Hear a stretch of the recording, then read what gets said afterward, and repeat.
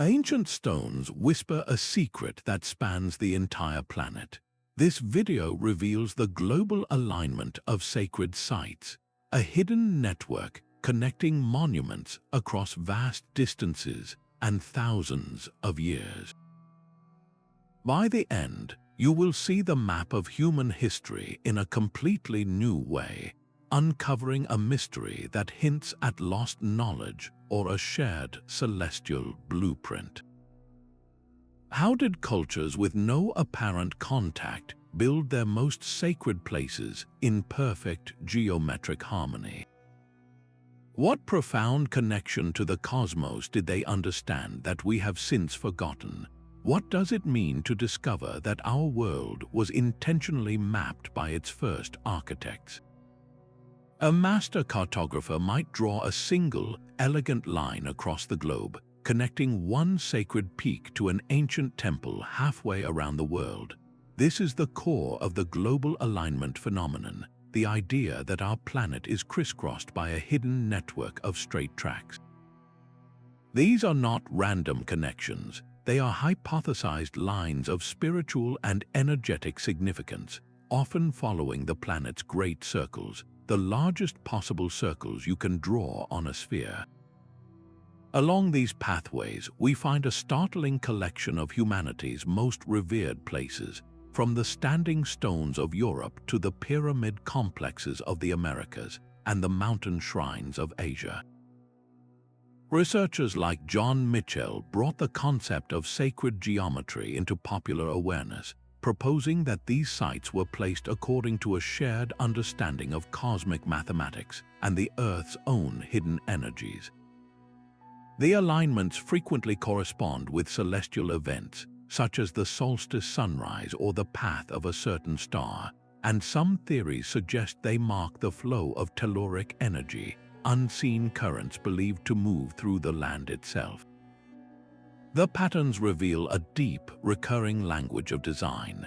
We see the same mathematical ratios, like the golden ratio, echoed in structures oceans apart. Cardinal directions are respected with uncanny precision. The Great Pyramid of Giza, for instance, is aligned to true north with an accuracy that seems to defy its ancient origins, and its position forms a key node in a larger, intercontinental geometric web. This points to something far beyond simple coincidence. It suggests a deliberate, coordinated effort spanning millennia, hinting that our ancestors may have possessed a unified worldview, a lost science of the planet that allowed them to map the entire Earth with a purpose we are only beginning to grasp. Alfred Watkins, a man with a keen eye for the English landscape, saw what others had missed. While surveying the rolling hills in the 1920s, he noticed something extraordinary. Old churches, ancient burial mounds, and weathered stone crosses were not scattered randomly. They fell into perfect straight lines, stretching for miles across the countryside. He called these pathways ley lines, and his book, The Old Straight Track, proposed they were old trading routes or spiritual pathways used for navigation. Watkins described ancient surveyors using natural peaks and man-made markers to create what he called sighting lines, a system of alignment lost to time. His idea was simple yet revolutionary, suggesting a layer of intentional design woven into the very fabric of the land. This sparked a modern investigation that would eventually expand to a global scale. Following Watkins, other dedicated researchers emerged. Alexander Thom spent decades meticulously surveying the stone circles and standing stones of Britain. His work revealed something even more precise. These megalithic sites were not just aligned to local landmarks, but to specific astronomical events, like the solstice sunrises and the extreme rising points of the moon. He even identified what he believed was a standard unit of measurement used across different cultures, which he termed the megalithic yard.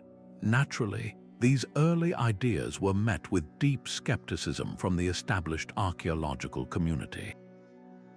The prevailing view favored localized, functional explanations for why a site was placed where it was, often dismissing the alignments as mere coincidence.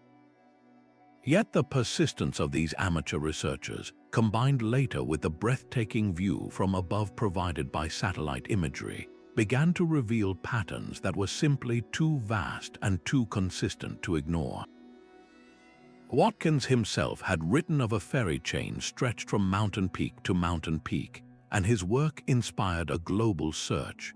People began to find similar alignments in the Americas, across Asia, and beyond, suggesting a prehistoric world far more interconnected than anyone had previously dared to believe. This historical journey reveals that the curiosity about these alignments is not new, but its scale is continually expanding, and this expansion naturally leads us to the specific geometric shapes that form the very skeleton of this global network.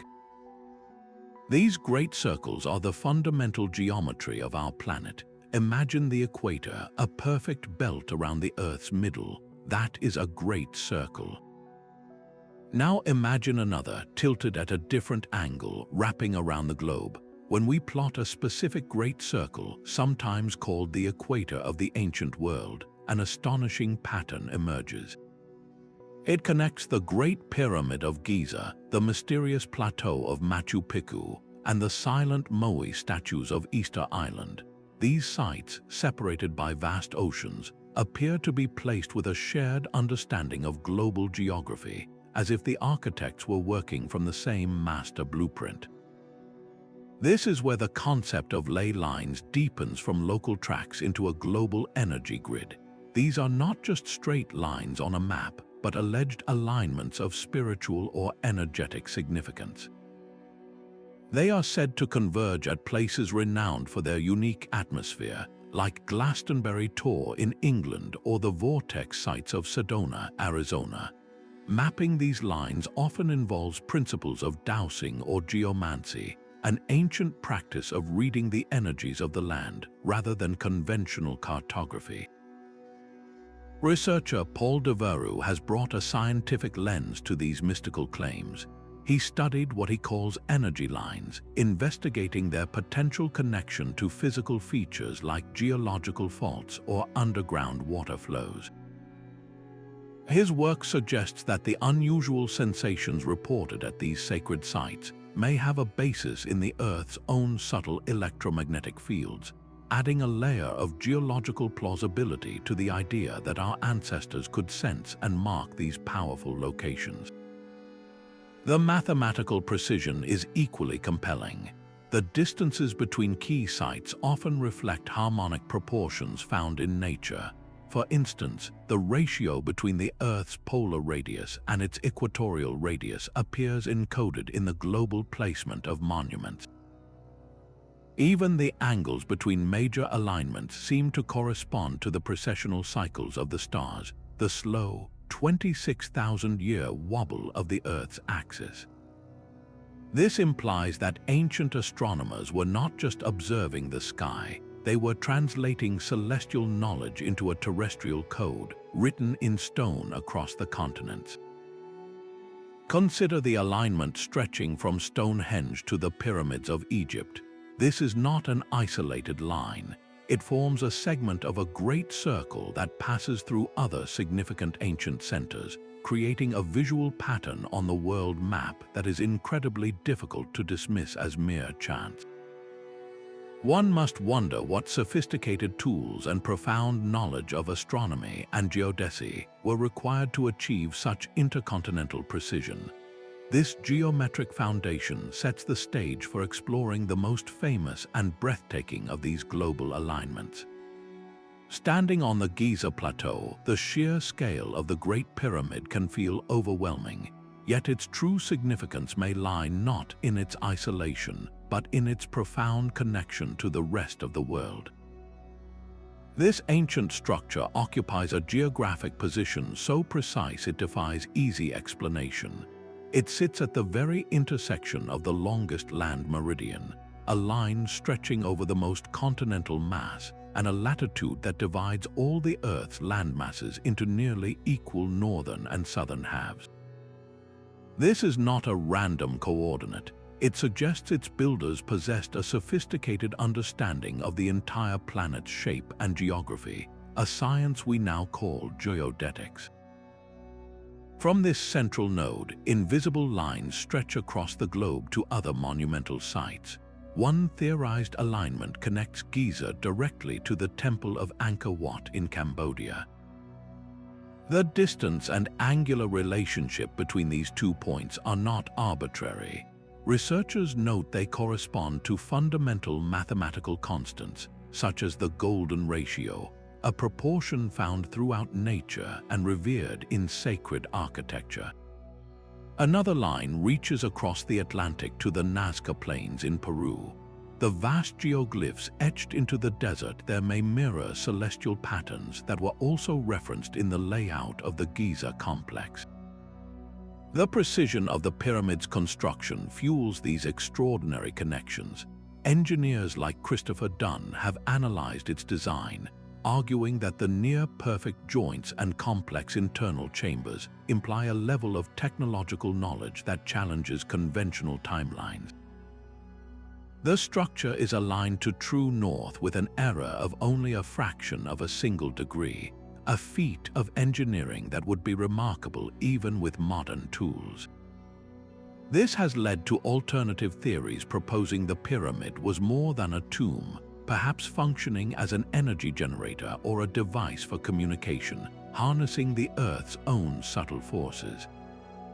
Astronomer Robert Bovell added a celestial dimension with his Orion correlation theory. He proposed that the layout of the 3 main Giza pyramids mirrors the stars in Orion's belt, a constellation that held deep significance for ancient cultures across the world. This stellar map, frozen in stone, suggests a shared cosmic religion or a unified astronomical science. The pyramid's geometric proportions themselves seem to encode planetary knowledge. The ratio of its perimeter to its height, for instance, reflects the ratio of the Earth's circumference to its radius. All of this points to a single, haunting question. Was the Giza Plateau chosen as the prime meridian, the 0 point, for an ancient global civilization? Its location creates a natural coordinate system for the entire planet, positioning it as the undeniable heart of a lost world grid. This central role inevitably draws our gaze away from the sands of Egypt and toward other mysterious points in this network, beginning with the enigmatic landscapes of the Americas. High above the Peruvian desert, the land itself becomes a canvas for the heavens. The Nazca lines are a sprawling gallery of geometric forms and immense animal figures, so vast their true form is only revealed from the sky. This perspective suggests a profound purpose, that these markings were not meant for human eyes on the ground, but for something or someone looking down. They appear as precise markers in a terrestrial map connecting sacred points across the Andes. The ancient city of Cusco was considered the navel of the Inca world, while the deep waters of Lake Titicaca were revered as the birthplace of the sun itself. These were not isolated locations, but interconnected nodes in a landscape alive with meaning. The lines themselves demonstrate an astonishing grasp of astronomy. Many align perfectly with the solstice sunrise and sunset, acting as a giant, immovable calendar etched into the earth. The straightness of these pathways, maintaining their course for miles over rough terrain, implies the use of advanced surveying techniques that seem to defy the era of their creation. Researcher Maria Reich dedicated her life to their study, famously protecting them and championing the idea that they formed a complex astronomical observatory, a way for a culture to track the cycles of time by connecting their Earth to the cosmos. Modern investigations using sophisticated mapping technology have traced these alignments even further, suggesting they form part of a larger network that stretches across the continent, potentially linking to the great metropolis of Teotihuacan far to the north. The choice of symbols offers another clue. The spider, the hummingbird, the monkey, these are not random animals. Many researchers propose they represent constellations within Inca cosmology, mapping the starry sky onto the desert floor. This connection between Earth and sky is amplified in the high-altitude sanctuaries of the Andes. Sites like Machu Picchu and the fortress of Ollantaytambo were positioned with breathtaking astronomical precision, their temples and windows often aligned with the Southern Cross or the rising sun of the June solstice. Building at such dizzying heights was an immense undertaking, suggesting a powerful desire to be closer to the heavens, perhaps for ritual purposes or for clearer celestial observation. This entire system of alignment was deeply woven into the fabric of daily life, best exemplified by the Sec system of Cusco. This was a radial arrangement of hundreds of shrines, called huacas, that extended out from the city's central temple like spokes on a wheel. It was a physical manifestation of their social order, a calendar that marked time, and a sacred map that organized their entire world. The fact that such a precise, culturally embedded system of alignments existed demonstrates that this was far more than an abstract idea. It was a practical science that guided a civilization. This profound integration of alignment, astronomy, and culture in the Andes makes one wonder where else such a sophisticated worldview took root. The ancient temples of Asia hold their own answers, revealing a parallel understanding of cosmic order written in stone. The humid Cambodian dawn breaks in perfect alignment with the central towers of Angkor Wat, a spectacle that occurs just once a year during the spring equinox. This is not a happy accident of architecture. It is the signature of a civilization that built its sacred spaces as a direct reflection of the cosmos. The entire sprawling complex is believed to be a terrestrial model of the Hindu universe, with its central pyramid representing Mount Meru, the mythical axis mundi believed to connect our world to the heavens. Some researchers, like Graham Hancock, propose that the dimensions of Angkor encode the great precessional cycle, the slow 26,000-year wobble of the Earth's axis, suggesting its builders possessed a sophisticated understanding of deep time. This celestial mirroring extends beyond mythology into actual star patterns. The layout of the temple's major monuments appears to mirror the winding shape of the constellation Draco, the dragon, as it would have appeared in the sky at the time of its founding. This positions Angkor Wat not as an isolated wonder, but as a deliberate node in a much grander design.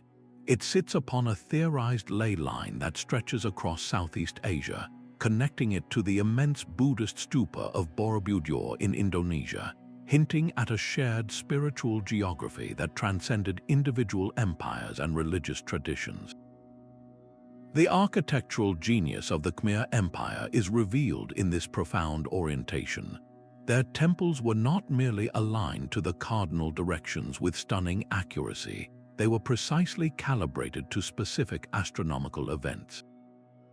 The mountain temple of Pre Vihir, perched dramatically on a cliff edge, is oriented so that the setting sun on the equinoxes descends directly along its central axis, bathing the entire stone pathway in light. This practice echoes the Vedic traditions of India, where temple construction was a sacred science, a way of harnessing celestial energy and bringing cosmic order down to earth. The Khmer engineers amplified this connection through water. The vast rectangular reservoirs known as barrays surrounding Angkor were far more than just sources of irrigation. Their still, reflective surfaces would have acted as perfect mirrors for the night sky, allowing priests to observe celestial movements and creating a breathtaking duality where the cosmos above was mirrored in the waters below. Even the intricate bas-reliefs that tell stories of kings and gods are laid out in geometric harmony, their narratives often aligned with the seasonal cycles of planting and harvest, weaving the passage of time directly into the temple's stone walls. The entire city becomes a map. The road network radiating from the central temple complex may have formed a larger celestial pattern on the ground, a sacred diagram meant to be walked and experienced. This pattern of cosmic replication, of building heaven on earth, is a thread that weaves its way across the globe. It finds a powerful echo far to the west, in the misty landscapes of Europe, where ancient circles of standing stones tell a remarkably similar story. The great stones of Europe stand as silent sentinels on the landscape, their purpose echoing across millennia. On the plains of Salisbury, the massive Sarsen rings of Stonehenge frame the sky, with the heel stone perfectly capturing the first light of the summer solstice. Yet its significance may reach far beyond this local alignment. The smaller blue stones, transported from the Precession Hills in Wales over a great distance, suggest this was more than a local project. It was the heart of a vast ritual landscape. Ley lines are theorized to connect Stonehenge to the massive stone circles at Avebury and the spiritual hub of Glastonbury Tor, creating a sacred geography within Britain that some researchers believe stretches across the English Channel. There, on the coast of Brittany, the Carnac alignments present one of the most baffling megalithic sites on Earth. Thousands of standing stones are arranged in parallel rows that run for miles, a staggering collective effort whose scale is difficult to comprehend. The precise orientation of these rows appears to chart the extreme rising and setting points of the moon, a long-term lunar calendar built on a colossal scale. Archaeologist Mike Parker Pearson's work supports the idea of a deeply symbolic landscape, linking the stone circle of Stonehenge, a domain perhaps associated with the ancestors, to a complex of timber structures at nearby Durrington Walls, which may have been a place for the living. This suggests a ceremonial pathway, a physical journey mirroring a spiritual one. Those who study the subtle energies of the land often report powerful sensations at these sites, proposing that these megaliths were placed where they are because they mark convergences of telluric energy, possibly influenced by underground water flows or local magnetic variations. The engineering behind these monuments is a marvel in itself.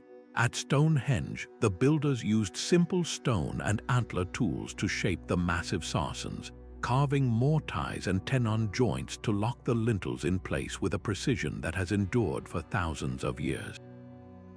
At Carnac, the consistent spacing of the stones is not random. Some researchers suggest it forms a complex calendar system, marking the passage of seasons with a silent stone metronome. When we map the distribution of these sites, a broader picture emerges. The megalithic culture that produced these structures spanned from the tombs of Ireland's Boyne Valley to the subterranean temples of Malta. This was not an isolated phenomenon. An alignment stretching from Stonehenge to the Maltese temples passes through numerous other significant Neolithic sites, hinting at a shared cosmological vision that connected distant communities. It suggests a Bronze Age network, a kind of early information exchange where knowledge of astronomy, engineering, and sacred geography was passed along trade routes and sea lanes. This web of stone across Europe stands as a testament to a unified understanding of the cosmos, a vision guided not by the sun alone, but by the steady, predictable dance of the stars. The celestial clockwork above our heads was not just observed by our ancestors, it was built into the very stones they left behind. This ancient dialogue between earth and sky is written in the language of solstices and equinoxes, those pivotal moments when the sun appears to stand still at the northernmost or southernmost point of its journey, or when day and night are of equal length. These were not abstract concepts, but fundamental turning points that governed planting, harvest, and ritual. at Newgrange in Ireland, a 5,000-year-old passage tomb is engineered so that a single, piercing beam of sunlight illuminates its deepest chamber only for a few minutes on the morning of the winter solstice, marking the symbolic rebirth of the year. Across the Atlantic, at Chichen Itza in Mexico, the Pyramid of Kukulkan becomes a manifestation of a feathered serpent god, its shadow slithering down the steps precisely at the equinoxes. This is horizon astronomy in its most spectacular form, a practice documented by astronomers like Edwin Krupp, where structures were aligned to the rising and setting of celestial bodies on the local horizon. But the understanding went far beyond the annual solar cycle. A deeper, more patient knowledge was at play, tracking the slow, 26,000-year wobble of our planet's axis known as precession. This grand cycle gradually shifts the entire backdrop of stars against which the sun rises, meaning the constellation that marks the spring equinox changes over millennia. Researcher Giorgio de Santillana, in his work Hamlet's Mill, argued that the world's oldest myths are not mere stories, but are in fact encoded records of this precessional shift, preserving the memory of world ages in allegorical form. The evidence for this profound awareness is etched into monuments worldwide. The Pleiades star cluster, a tiny, glittering group of stars, was a critical marker. Its heliacal rising, its first appearance in the dawn sky, was used to calibrate calendars and align temples from the Parthenon in Greece to the palaces of the Maya at Palenque. At the Temple of Karnak in Egypt, the changing orientation of its axis over centuries reflects an attempt to compensate for precessional drift, to keep its sacred alignments true to a moving sky. This concept of vast cyclical ages governed by precession is a global phenomenon. It appears in the Hindu yugas, the Maya long count calendar, and the Babylonian astrological traditions, all speaking of great cycles of time that begin and end with the stars. This brings us to one of the most debated correlations, the Great Sphinx of Giza. Some researchers propose that its leonine body was intended to face the constellation Leo directly at the spring equinox around 10,500 years before the Common Era. Whether this points to a far older construction date for the monument or is a later symbolic reference to a previous golden age, it raises a profound question. How could cultures separated by oceans and millennia possess such a unified and precise understanding of celestial mechanics? The answer may lie not in the stars themselves, but in the sophisticated tools and methods these ancient surveyors used to translate the heavens into stone. The sheer scale of these celestial alignments forces a practical question. How did ancient cultures, with what we perceive as simple tools, achieve such staggering precision over continents and generations? The answer lies not in lost technology, but in a profound mastery of fundamental principles and an immense dedication to long-term observation. Picture a team of Neolithic engineers using nothing more than sighting poles and knotted ropes. With these simple tools, they could lay out perfect right angles using the 3-4-5 Pythagorean triangle, a method evident in structures from Egypt to Britain long before the philosopher's time. They could establish a perfectly level foundation using water-filled trenches, where the still surface provided an unerring horizontal reference. To determine true north, they used a gnomon, a simple stake in the ground. By tracking the circular path of its shadow throughout the day and marking the shortest shadow, they could find a north-south line with remarkable accuracy. This was not magic, it was meticulous, patient geometry. The ancient Egyptians used a tool called the merchant, a notched palm rib, to sight the passage of stars and align their temples and pyramids to the cardinal directions with an error of less than a single degree. Across the world, Polynesian navigators crossed thousands of miles of open ocean by reading subtle patterns in waves and swells, a skill that implies a deep, embodied understanding of the planet's rhythms that could theoretically be applied to terrestrial mapping. Archaeologist Alexander Thom, after decades of surveying Britain's stone circles, became convinced their builders used a standardized unit of measurement, which he called the megalithic yard, and possessed a sophisticated knowledge of complex geometry, including ellipses and egg-shaped rings. This suggests a shared system of knowledge, a prehistoric science transmitted across vast distances. For truly long-distance alignments, the challenge was establishing a straight baseline over miles of uneven terrain. One plausible method involved using aligned signal fires at night or reflective markers by day, with teams of surveyors working in coordinated relays to extend a line across the landscape. This work required a societal commitment that spanned lifetimes. A priestly caste, often an entire lineage, would dedicate themselves to tracking the slow dance of the heavens, passing their observations down through generations. This cumulative knowledge allowed for the refinement of alignments over centuries. The Maya, for example, used a simple device of two crossed sticks to precisely track the complex cycles of Venus. Their observatory at El Caracol, with its narrow slots aligned to celestial events, stands as a testament to what could be achieved through relentless observation and recording.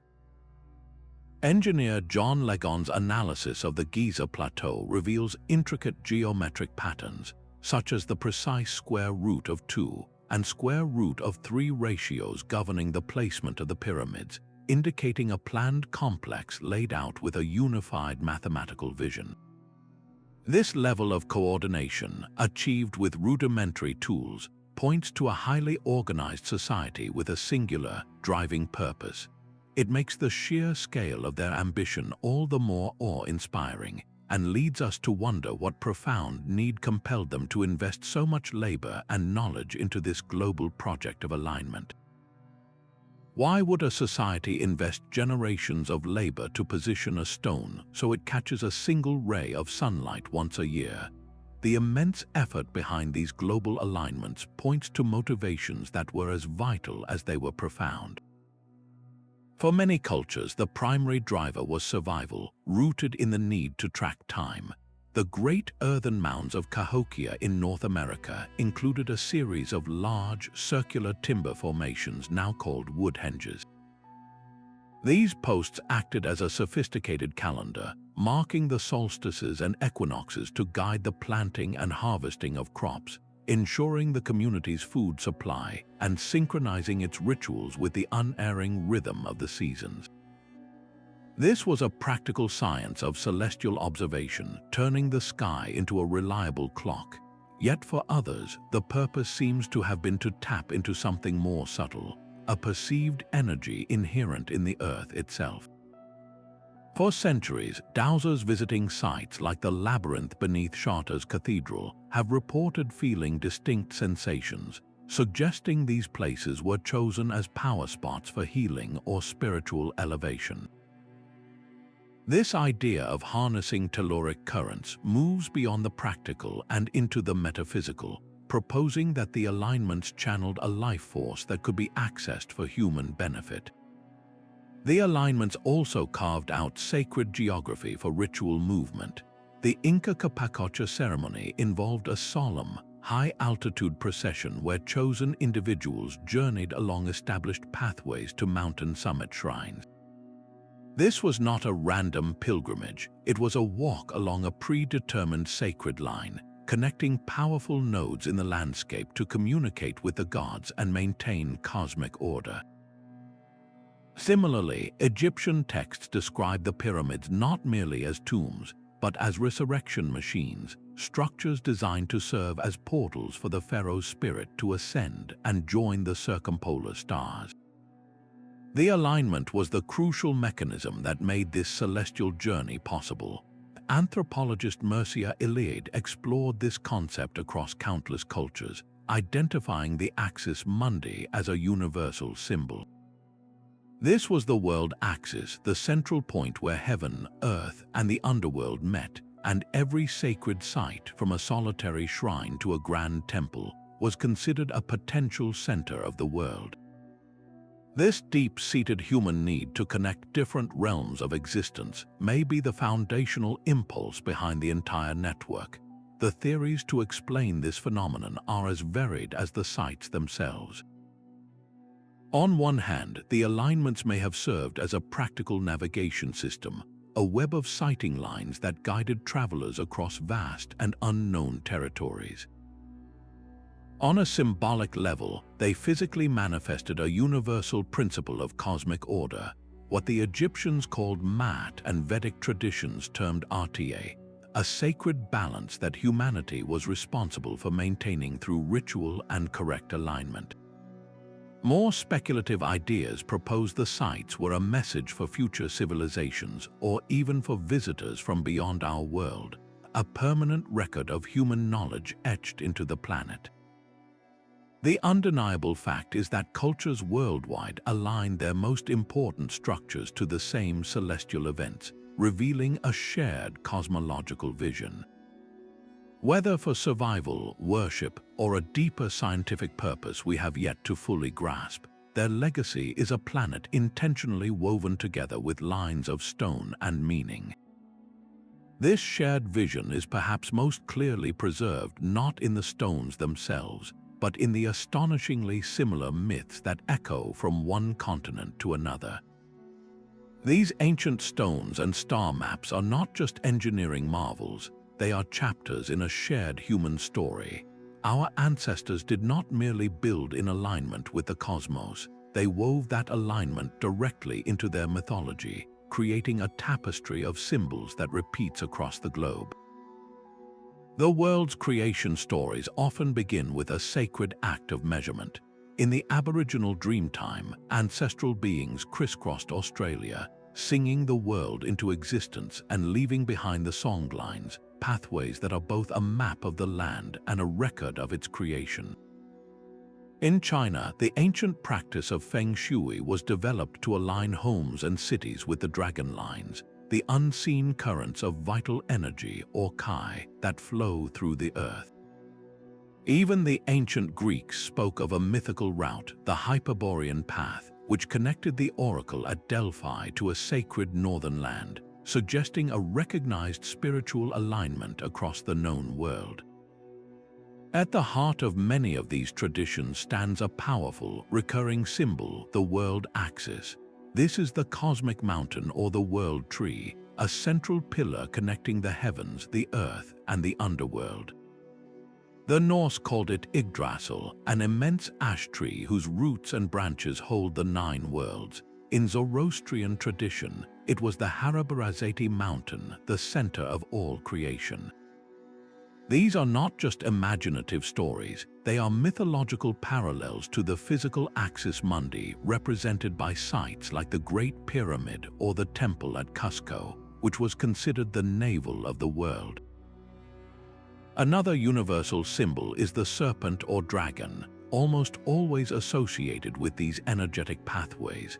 In Mesoamerica, the plumed serpent god Kukulkan was a deity of wisdom and the wind, whose descent is marked by light and shadow on the pyramid at Chichen Itza. In Southeast Asia, the Naga, a divine serpent being, is believed to inhabit the watery underworld and govern the flow of life-giving energies. These serpentine figures seem to be a universal metaphor for the telluric currents, the twisting, powerful forces that ancient cultures perceived moving through the land itself. Comparative mythologists like Joseph Campbell spent their lives tracing these universal archetypes.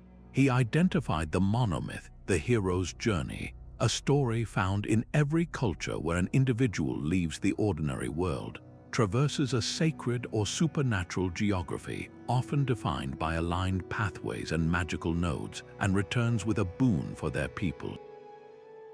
This journey is a spiritual map that mirrors the physical alignments on the landscape, a narrative of transformation that follows the same hidden lines. Indigenous elders today continue to uphold these traditions, speaking of the living spirit of the land and the importance of specific mountains, springs, and stones, which they have safeguarded through oral histories for countless generations. When we break down the parallels, the connections become even more startling. The sacred number 7 appears with mysterious frequency. There are the 7 hills of Rome, the 7 chakras or energy centers in the Hindu and Buddhist traditions that align the human body, and the 7 stars of the Pleiades cluster, which was used for calendrical alignment by cultures from the Greeks to the Maya. The concept of a world center is claimed by many. Jerusalem is considered the spiritual center of the world in Abrahamic traditions, while Cusco was the literal and symbolic center of the Inca Empire. Even the Great Flood myths, from the story of Noah to the Hindu tale of Manu, may be more than just legends of a physical deluge. Some researchers interpret them as symbolic memories of the end of a great astronomical age, a precessional shift that wiped away an old world order and necessitated the founding of a new one, with new sacred sites built to realign humanity with a changed cosmos. These are not isolated coincidences. They are the fingerprints of a deep, perhaps innate, human impulse to find meaning, order, and connection in the world around us, to map the sacred onto the physical. This collective yearning, written in myth and stone, leads us to a compelling modern question. If so many cultures, independently, spoke of energy flowing along these lines, could there be a scientific basis for what they were describing? A dowser feels a subtle pull, their rods twitching as they cross an unseen threshold in the landscape. This age-old practice, often dismissed as folklore, touches on a phenomenon that modern science is beginning to measure. These sensations may be the human body perceiving what instruments can now detect: telluric currents. These are natural electrical flows that move through the Earth's crust, and they are frequently found to be stronger at ancient sacred sites. Researchers like David Cowan, who has extensively studied ley lines and earth energies, propose that underground water, specific mineral deposits, and geological fault lines can concentrate these subtle energies. At the Rollright Stones in England, for instance, magnetometer readings have revealed distinct magnetic anomalies, suggesting the stones were placed where the Earth's own energy field was most active. This is the core of geomancy, the ancient art of aligning structures in harmony with the landscape. It was a science of place, a way of reading the living pulse of the Earth to determine the most auspicious locations for building. Modern investigations are finding startling correlations. In Sedona, Arizona, locations renowned as vortex sites often correspond with measurable magnetic vortices, swirling patterns in the local magnetic field. Some pyramids have been found to have higher levels of radon gas emissions, a phenomenon that could be linked to their specific construction materials and subterranean chambers. The very rock itself may play a role. Granite, a common foundation for sacred sites from Stonehenge to the pyramids of Giza, possesses piezoelectric properties. This means that when the stone is under pressure from tectonic forces, it can generate a small electrical charge, potentially creating a naturally occurring energy field. The evidence builds from multiple angles. The practice of water dowsing, successfully locating underground springs for thousands of years, often identifies points that later are found to lie on energetic alignments. There is also the intriguing relationship between the planet's own heartbeat, the Schumann resonances, and human consciousness. These are the Earth's natural, extremely low-frequency electromagnetic waves. Some researchers suggest that at powerful sacred sites, these natural frequencies might interact with human brainwaves, potentially facilitating deeper states of meditation or heightened awareness. This offers a plausible mechanism for the profound spiritual experiences so often reported at these locations. Furthermore, archaeological evidence sometimes shows that a site was chosen despite more practical options being available. A hilltop with poor soil and no obvious water source might be selected for a temple, implying the decision was driven by a different priority, a need to build where the energy was right. The presence of quartz crystals at many megalithic sites adds another layer. Quartz is a natural amplifier of energy, used in everything from watches to radios for its piezoelectric properties. Its widespread inclusion in the construction of these monuments suggests the builders understood, on some level, that they were working with materials that could interact with and focus the subtle forces of the Earth. While not conclusive proof, this convergence of dowsing tradition, geological anomaly, and material science lends a compelling, if still debated, credibility to the idea that our ancestors were not just building with stone, but with the invisible currents of the planet itself. This scientific angle, however, stands in stark contrast to the prevailing views of mainstream archaeology, which often offers a very different interpretation for why these sites are where they are. The human mind is a pattern-seeking machine, hardwired to connect dots and find meaning where sometimes only random chance exists. From the perspective of a mainstream archaeologist, the grand global alignments are a beautiful illusion, a classic example of apophenia. With tens of thousands of ancient sites scattered across the globe, drawing a straight line between a handful of them is statistically almost inevitable, especially when you are allowed to be selective about which points you use and how loosely you define the term sacred. This is not a conspiracy to dismiss alternative ideas, but a fundamental principle of statistics.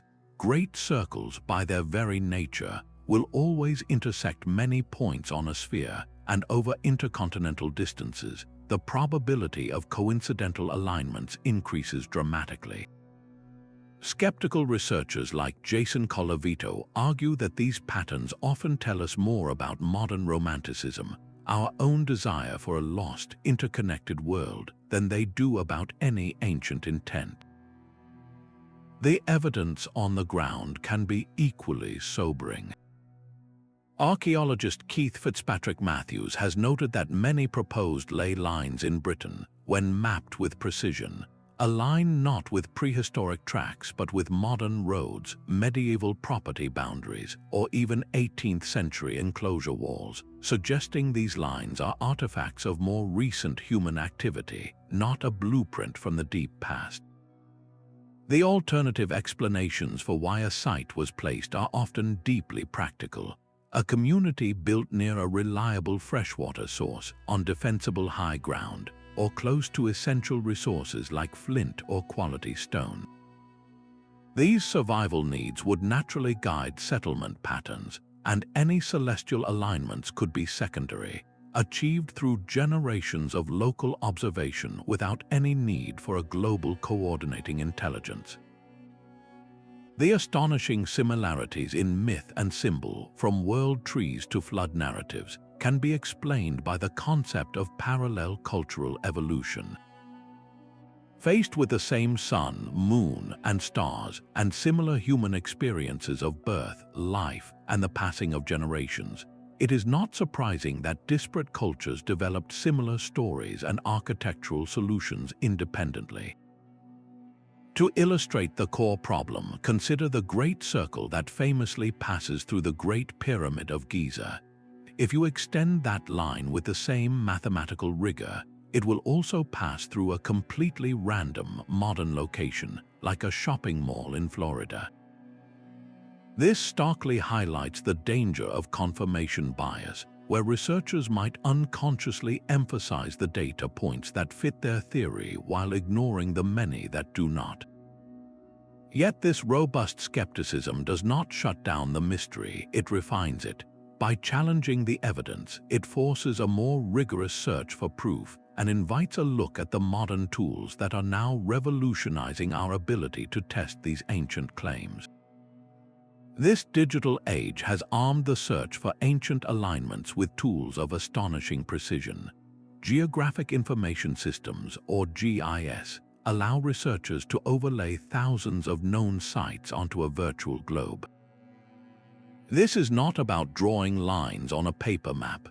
It is a mathematical environment where hypotheses can be tested with statistical rigor. With a few clicks, a researcher can calculate the precise bearing between the Great Pyramid and a temple in Cambodia, filtering out random chance by applying significance tests to the results.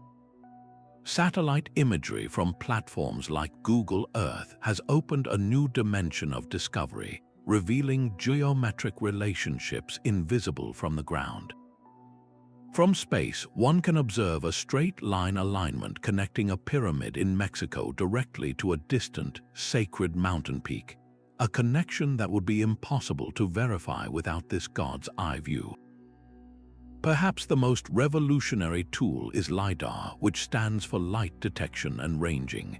By firing laser pulses from an aircraft, LiDAR can strip away the dense jungle canopy to reveal the ground beneath. The work of archaeologist Damian Evans at Angkor is a stunning example. His LiDAR surveys revealed a sprawling, low-density city with precisely aligned roadways and canals, showing that the temple complex was the heart of a vast, meticulously planned urban grid. This hidden infrastructure may complete alignment networks we never knew existed. Technologists like Scott Onstott have used similar software to analyze modern cities, finding patterns of sacred geometry encoded in the layouts of Paris or Washington, D.C., suggesting these design principles persisted far longer than we imagined. The process is both technical and illuminating. Vast archaeological databases are imported into GIS software. Sophisticated algorithms then scan the data, identifying statistically significant clusters of sites that fall along great circles. To verify astronomical connections, three-dimensional models can simulate the ancient sky as it appeared thousands of years ago, confirming if a temple's doorway truly framed a specific star on a significant date. This provides a level of objectivity that was absent in earlier, more intuitive methods. These powerful tools act as a double-edged sword. They have rigorously confirmed long-held beliefs, such as the precise solstitial alignments at Stonehenge. Yet they have just as often debunked popular fringe theories, demonstrating that a compelling alignment on a flat map falls apart when projected onto the curved surface of the Earth. This technological scrutiny separates poetic coincidence from demonstrable intent, forcing a more disciplined and evidence-based conversation. It also raises profound new questions about who has the right to interpret these patterns and what stories we choose to tell about our shared human past. Yet the digital lines we draw on a map cross over living landscapes and sacred traditions. A Navajo elder might see the mapping of their holy mountain into a global energy grid not as a discovery, but as a profound disrespect, a reduction of a living ancestor to a mere coordinate in a foreign system. This is the ethical frontier of this mystery, where our fascination with ancient patterns must meet modern responsibility. When tourism driven by alignment theories brings thousands of energy seekers to a fragile site like Machu Picchu, the very stones they come to experience can be eroded by their footsteps, and the spiritual significance can be overshadowed by commercialization. The sale of vortex tours or printed ley line maps can risk turning deep spiritual practices into a commodity. This public fascination can have even darker consequences, as some individuals, convinced by alternative theories, have been known to loot archaeological sites in search of hidden chambers or artifacts they believe are part of the alignment, causing irreparable harm to our collective heritage. This is why collaboration with local communities and descendant cultures is not just an ethical nicety, it is essential to true understanding. These communities hold oral traditions passed down through countless generations, stories that may hold the key to why a site was truly placed where it was, yet their voices are often the last to be consulted by outside researchers. Indigenous activists like Winona LaDuke powerfully advocate for the sovereignty of these sacred lands, emphasizing that they are not ruins to be studied, but living places of worship that demand reverence and protection. Organizations like UNESCO designate World Heritage Sites precisely to safeguard their integrity from such pressures, balancing global appreciation with local preservation. This tension between development and preservation is starkly illustrated by the long-running debate over the proposed tunnel near Stonehenge, a project that threatens to disrupt the very ancient landscape that gives the stones their deeper meaning. It reminds us that these are not just puzzles from the past, but part of a living, breathing heritage. A more respectful path forward involves the repatriation of artifacts and ceremonial items held in distant museums, returning them to their communities of origin. This act acknowledges that the deepest insights into these sites belong not to those who map them from afar, but to the cultures for whom they remain the heart of their spiritual world. This necessary reflection on our modern relationship with these ancient wonders leads us to consider their enduring legacy and how these age-old patterns of alignment have found new expression in our contemporary world. The principles that guided ancient builders are quietly shaping the world we live in today. Modern architects and spiritual seekers are rediscovering these ancient patterns, weaving the old wisdom of alignment into the fabric of contemporary life. Imagine a meditation center, its main hall positioned so the first light of the equinox sun pours directly down the central aisle, bathing the space in a golden glow intended to harmonize the energy of its occupants.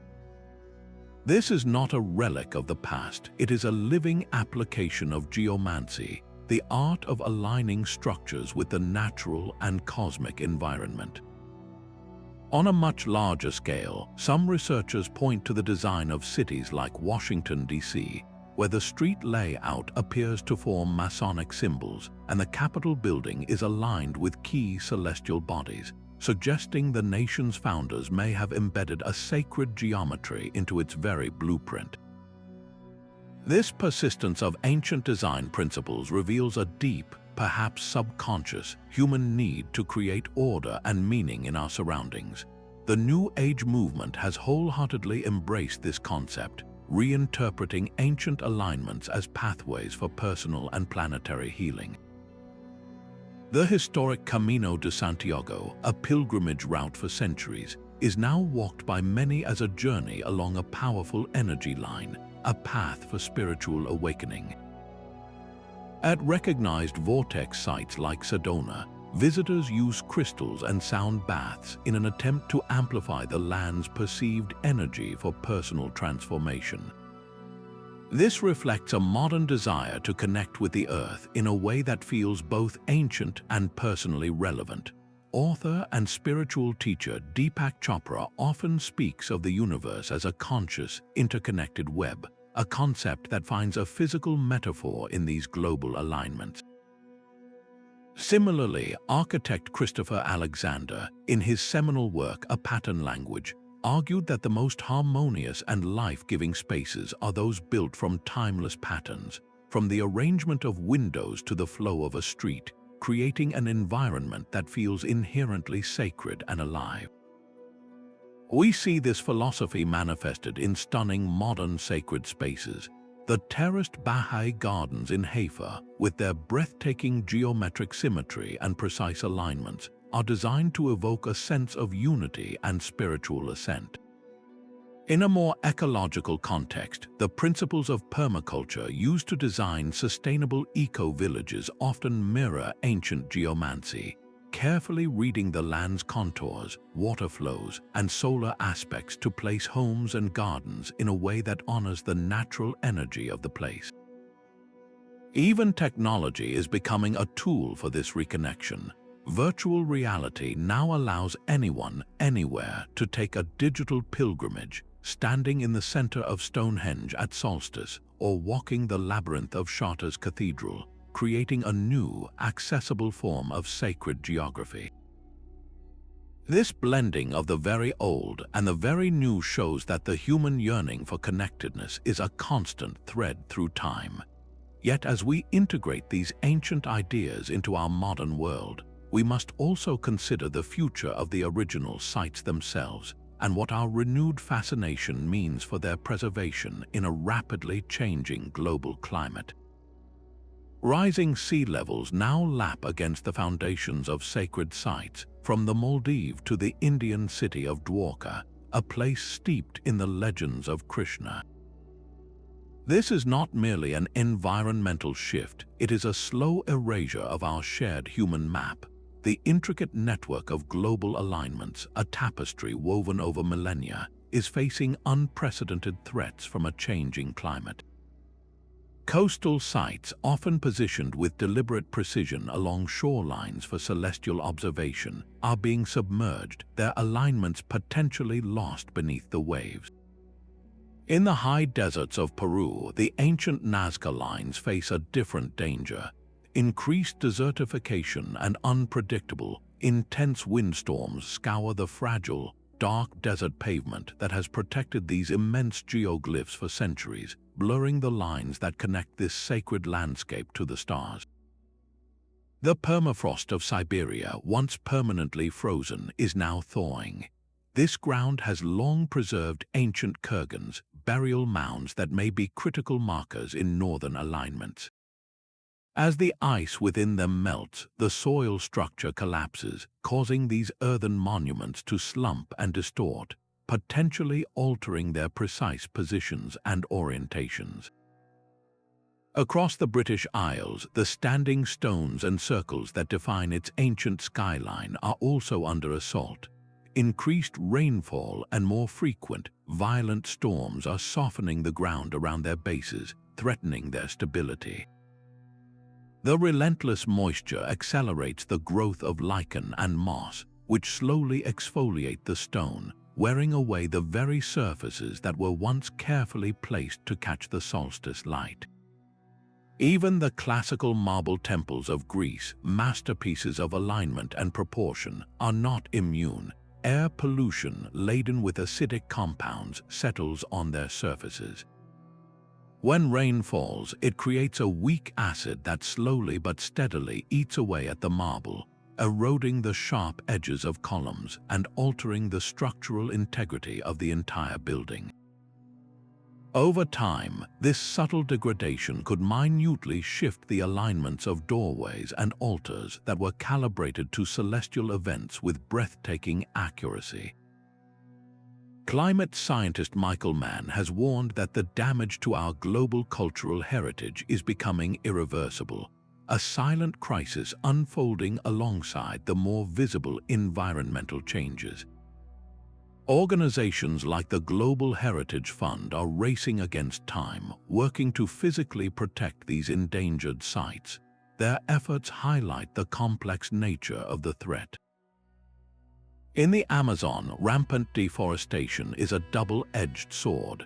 While it reveals previously unknown, massive earthworks that hint at a vast, ancient civilization and its own system of alignments, it also leaves these fragile structures exposed to the elements and vulnerable to looting.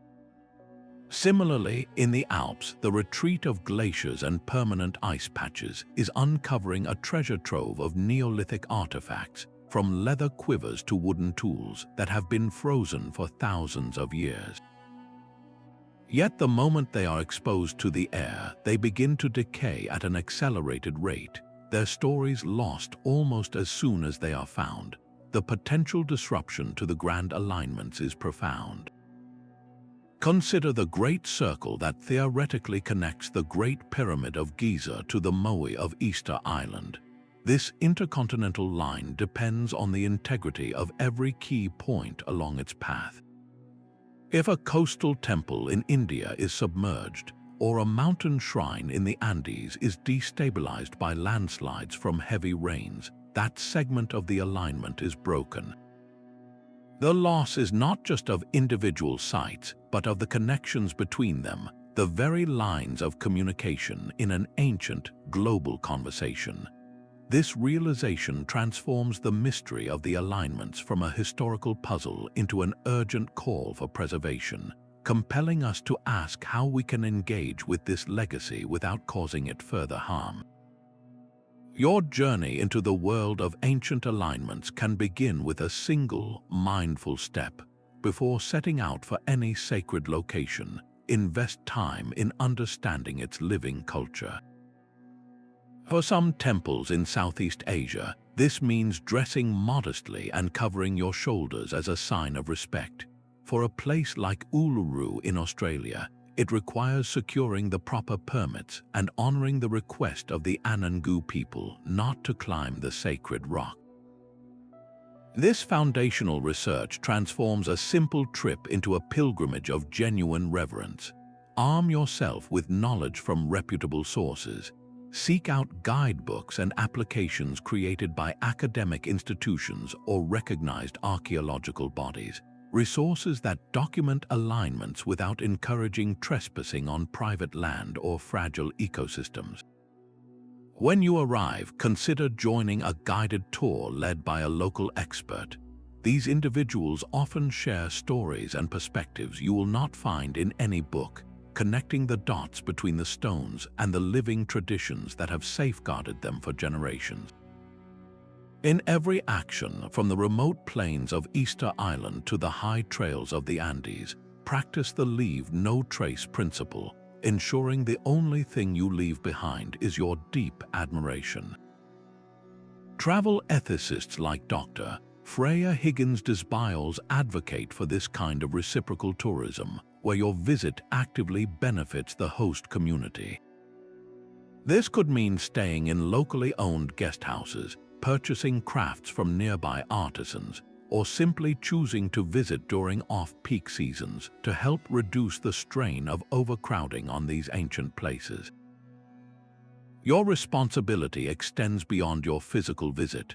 Before sharing an exciting alignment theory on social media, take a moment to verify the claim with reliable, evidence-based sources. This small act helps combat the spread of misinformation that can lead to real-world damage. You can further support these sites by donating to global conservation organizations like the World Monuments Fund, which works to physically protect our shared heritage. For a more hands-on role, look into citizen science projects that invite you to contribute. Many initiatives use crowd-sourced photography to monitor site conditions over time, allowing you to become part of a global network of guardians.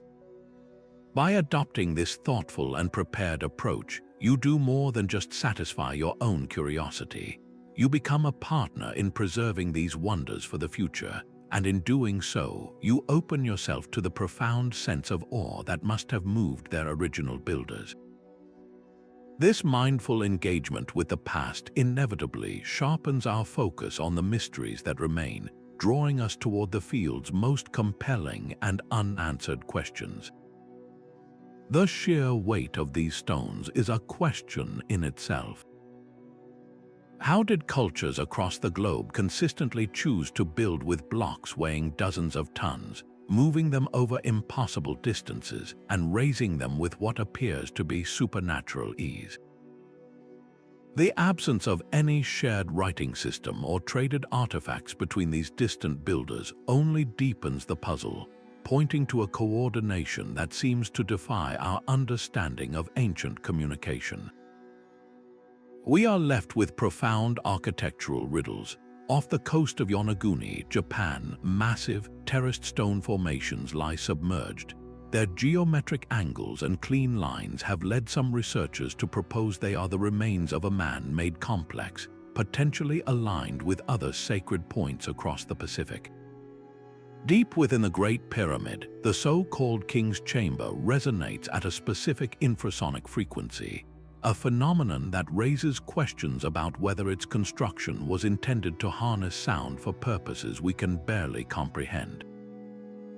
The historical record itself holds glaring gaps, such as the mysterious Sea Peoples, a confederation of maritime raiders who seemingly appeared from nowhere to disrupt Bronze Age civilizations. Were they merely destroyers, or could they have been the scattered survivors of a much older, sophisticated world? Authors like Graham Hancock give voice to a compelling speculation that a vast, advanced civilization flourished during the last ice age, only to be wiped away by a global cataclysm, leaving behind only the most durable fragments of its knowledge in the form of these aligned monuments.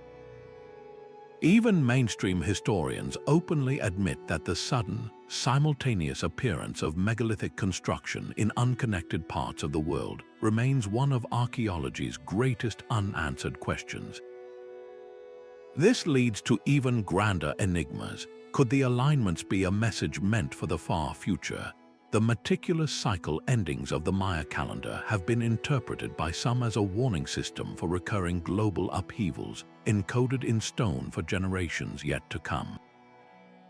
Others look to the cosmos, wondering if ancient astronomers witnessed and recorded a terrifying event like a gamma-ray burst, redirecting their entire culture toward building monuments that realigned their world with a newly ordered sky. The recurrence of sacred numbers is another tantalizing thread. The number 72 is intimately connected to the precession of the equinoxes, that great 26,000-year cycle, and it appears in the dimensions of temples from Angkor Wat to the pyramids of Egypt. Similarly, the number 108 holds profound significance in traditions from Hinduism to Buddhism, and it is found in the distances between sites and the counts of pillars in ancient halls. These are not random figures, but a potential mathematical language shared across time and space. The greatest mystery may be the simplest. Why does this pattern feel so intentional? The evidence invites us to consider that our planet's first architects were mapping something far more complex than we have yet grasped. A project whose full purpose continues to elude us, whispering from the stones that these global alignments are not the only phenomenon to exhibit such a strange, interconnected logic. The stones of Salisbury Plain have witnessed more than just solstice sunrises. This same landscape, home to the ancient rings of Stonehenge, is also a global epicenter for the mysterious appearance of crop circles. These intricate formations materialize overnight in fields, their geometric precision echoing the sacred patterns found in the architecture of the nearby megaliths. This is not an isolated coincidence. Across the world, regions known for ancient sacred sites frequently overlap with zones of modern anomalies. The Nevada desert, scarred by the secrecy of Area 51, is also crisscrossed by ancient Native American trading and spiritual paths, suggesting these locations possess an enduring, inherent quality that draws human attention across millennia. Some researchers in the field of ufology propose a startling connection. They suggest that the very energy lines or ley lines that guided ancient builders might also function as navigation beacons for unconventional craft. The idea is that these terrestrial pathways, often marked by magnetic anomalies, could be used as a kind of cosmic roadmap. This theory finds a dramatic example in the Bermuda Triangle, a region infamous for reports of lost vessels and aircraft. Intriguingly, this area sits upon a major planetary alignment, and oceanographers have confirmed significant disruptions to the local magnetic field there, which could potentially affect both human technology and perception. The parallels extend beyond mere geography into the realm of experience. Scholar Jacques Vallée has extensively studied the curious similarities between modern UFO encounters and historical accounts of encounters with fairies and other mythical beings. Both phenomena are consistently reported in liminal spaces, places that are in between, such as hilltops, forest clearings, and ancient mounds, the very same kinds of locations our ancestors marked with stone. Geologists add a compelling layer to this, noting that many of these anomaly zones coincide with active geological faults. Such fractures in the Earth's crust can release subtle energies, light phenomena, or even gases that might influence both the environment and human consciousness. These connections map onto our understanding of the world in profound ways. Consider the chakra system from yogic tradition, which describes a series of energy centers aligned along the human spine. This is a direct anatomical parallel to the concept of ley lines running across the body of the Earth. Similarly, the uncanny synchronicities and feelings of deep connection reported by visitors to powerful sacred sites find an echo in the principles of quantum physics, which suggest a fundamental interconnectedness at the heart of reality. Even the natural world seems to acknowledge these pathways. The global distribution of certain psychoactive plants used in sacred rituals, like the ayahuasca vine in the Amazon, appears to correlate with regions of measured geophysical activity. This hints at a deep ecological wisdom, an ancient understanding that specific places on the Earth could facilitate spiritual awakening and personal transformation. The profound shifts in awareness reported by those who participate in these ceremonies, or who simply stand in the presence of these ancient stones, suggest we are interacting with a living, energetic system whose full nature we are only beginning to sense. A traveler stands on the Avenue of the Dead at Teotihuacan as the sun crests the pyramid of the moon. In that silent moment, she is overcome not by awe, but by a sudden, piercing clarity, a feeling of connection to a vast, ancestral mind. She later describes it as if the stones themselves were speaking, a sensation many report at these precisely aligned locations. This is not an isolated experience. A geologist surveying the endless rows of stones at Carnac in France records a distinct spike in local electromagnetic activity on his instruments. At the exact same moment, he notes an inexplicable, profound sense of peace settling over him, a direct correlation between a measurable energy and a deeply personal, subjective effect. These stories form the human heartbeat of this geometric mystery. Pilgrims walking the ancient Camino de Santiago often speak of the path itself facilitating change. They recount uncanny synchronicities, chance meetings that feel destined, and a slow, gentle healing of old emotional wounds, as if the very ground under their feet were guiding them toward wholeness. In the world of archaeology, some discoveries only find their meaning within this context of alignment. The unearthing of a carefully crafted crystal lens at a Viking settlement in Sweden, for instance, suggests a tool that could have been used for more than just fire starting. Perhaps it was a navigational aid designed to focus starlight along the very sea routes that may have followed ancient telluric pathways. Authors like Lynn McTaggart have explored the science behind such phenomena, writing about a unifying field of consciousness and intention that could be naturally amplified at these powerful nodal points on the Earth's grid. The anecdotes from ordinary visitors are just as compelling. Many describe returning from a visit to a site like Machu Picchu or Glastonbury tour with a flood of creative inspiration or a series of powerfully symbolic dreams that seem to resolve personal dilemmas. When we listen to these diverse accounts, common threads emerge. There is a frequent feeling of stepping outside of time, of being a small part of a much larger, intelligent design. Physical sensations are often reported, a gentle warmth spreading through the body, a faint tingling in the hands, or a feeling of lightness. On rarer occasions, individuals have visionary experiences that resonate perfectly with the site's own mythology, as if the land is sharing the story it was built to tell. These personal testimonies are vital. They transform cold lines on a map into a living, breathing mystery. They remind us that the purpose of these alignments was not merely to chart the stars, but to transform the human spirit. This tangible, felt dimension of the mystery inevitably draws us to the universal language that may have been used to design it all, the immutable code of mathematics. These recurring numbers and angles are not random. They are the fingerprints of a universal language, a code written into the very fabric of nature that our ancestors seem to understand intimately.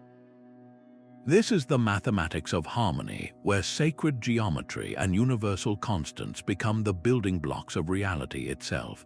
You can see this code in the elegant spiral of a nautilus shell, a pattern that expands in perfect accordance with the golden ratio, approximately 1.618. This same proportion governs the arrangement of seeds in a sunflower and the branching of trees. Astonishingly, it also defines the precise dimensions of the Parthenon's facade and is subtly encoded in the layout of Stonehenge's Sarsen circle. It is as if the builders were not merely constructing monuments, but were actively translating the cosmic order into stone, creating a resonance between the earth and the underlying mathematics of the universe. This principle extends to other beautiful sequences, like the Fibonacci series, where each number is the sum of the two preceding it, creating a progression that inevitably converges on the golden ratio. These are not just abstract ideas, they are the foundational patterns found in aligned sacred sites across the globe. The entire system is built upon the basics of sacred geometry, a visual language of profound simplicity and depth. The circle with no beginning and no end represents unity, wholeness, and the infinite cosmos. The square, with its four equal sides, symbolizes the solidity of the earth, the four cardinal directions, and the four elements. The triangle embodies the trinity of forces found in many spiritual traditions, the dynamic interplay of creation, preservation, and transformation. When these primal shapes combine, they form intricate patterns of meaning. In the East, these are called mandalas and yantras, elaborate geometric designs used for meditation that act as maps of the cosmos and the mind.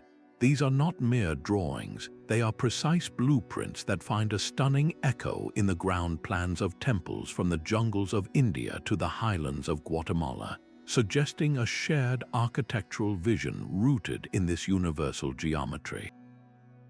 Mathematician Michael Schneider teaches that numbers and shapes carry deep spiritual meaning, that learning geometry was once considered a way of drawing the soul toward truth.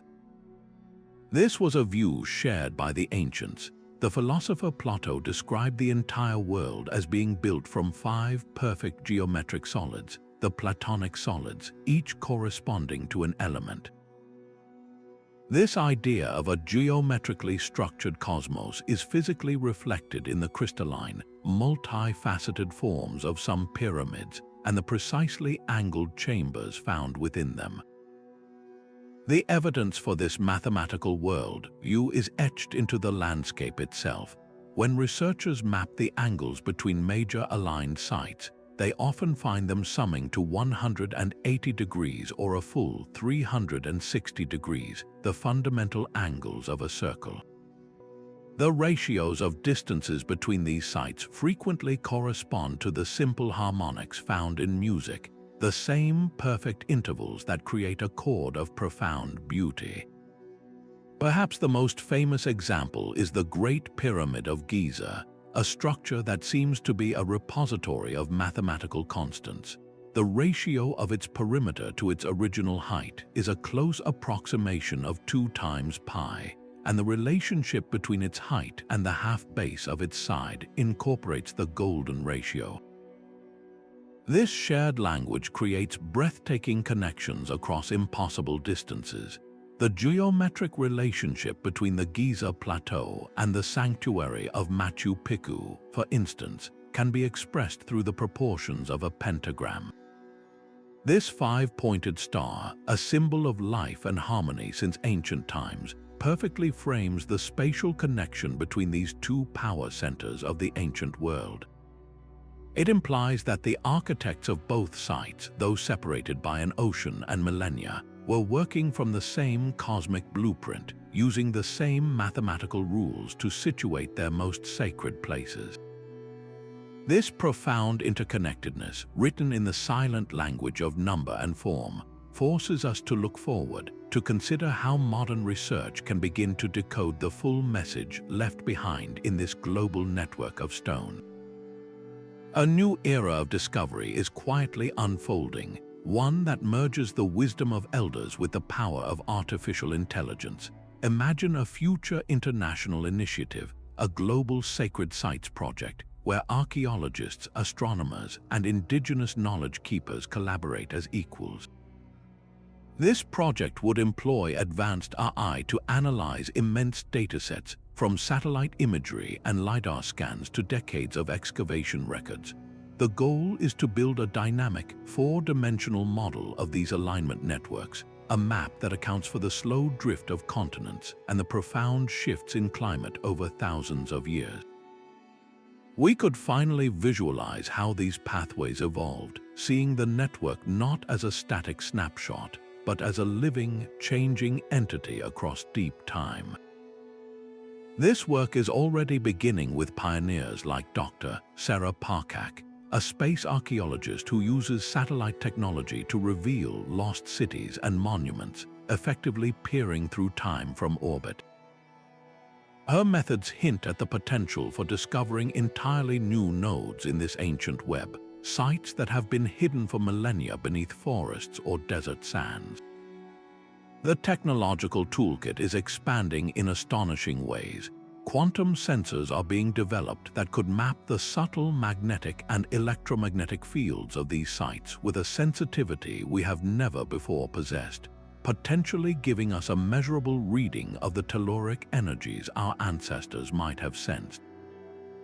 DNA analysis of ancient remains found along these alignments could trace the migration routes of people, revealing whether these pathways also served as genetic highways connecting distant populations.